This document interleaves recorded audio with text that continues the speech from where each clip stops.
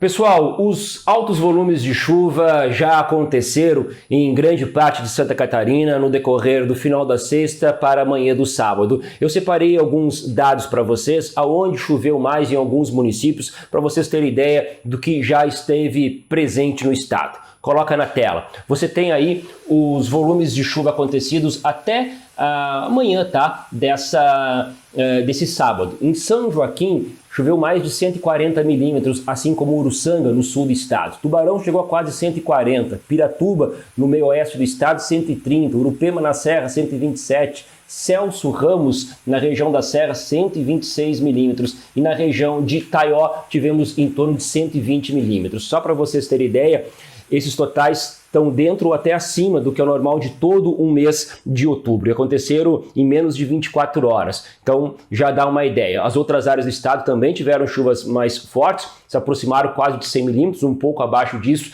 é bastante coisa. A questão é a seguinte: ao longo desse sábado, mas ao longo do domingo, durante todo o fim de semana, a gente vai continuar com nuvens muito carregadas. Portanto, muita atenção, porque tem chuva prevista seguindo ao longo do fim de semana. Inclusive no domingo pode voltar a chover forte em áreas do estado. Portanto, as situações de nível de rio, de córregos, questão das encostas, só vai agravando, porque a chuva não deve parar. Claro que alguns períodos mais nuvens do que chuva, mas em outros ainda seguiremos com muita instabilidade, portanto, sempre tem que ter bastante atenção, tá?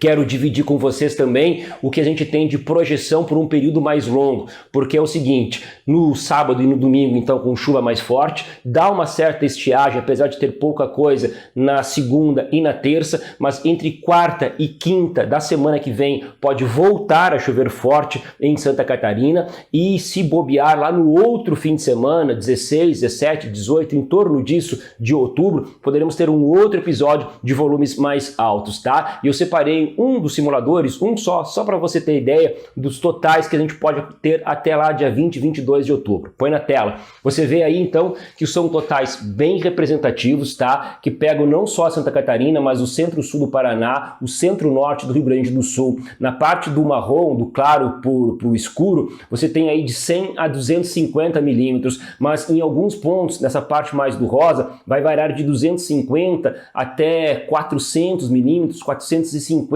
milímetros, tá? Isso é o que está previsto até dia 22, tá? Então, vejam, tem períodos que para, tem períodos que volta. Então tem que ter muita resiliência ao longo desse mês, muito cuidado em relação a essas condições do tempo. Também é importante você ter uma condição de autodefesa, tá? Não adianta ter informação e continuar vivendo da maneira como a gente tem no dia a dia. Portanto, se proteja. Algumas orientações que eu passei para vocês, põe na tela.